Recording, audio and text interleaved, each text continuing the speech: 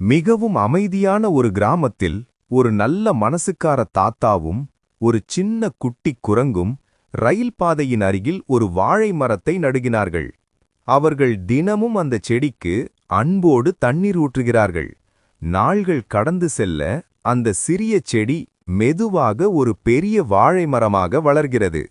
ஒரு நாள் தாத்தா அந்த மரத்திலிருந்த வாழைப்பழங்களை பறித்து சந்தையில் விற்க செல்ல முடிவு செய்கிறார்.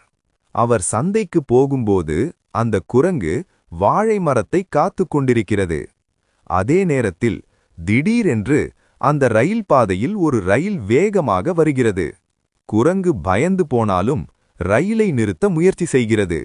ஆனால் அந்த ரயில் வேகமாக வந்து வாழை மரத்தில் மோதி அதை முழுவதுமாக உடைத்து நாசமாக்கி விடுகிறது. சில நேரம் கழித்து அந்த உடைந்த மரத்தின் அருகில் ஒரு சிறிய வாழைச் செடி மீண்டும் முளைக்கத் தொடங்குகிறது.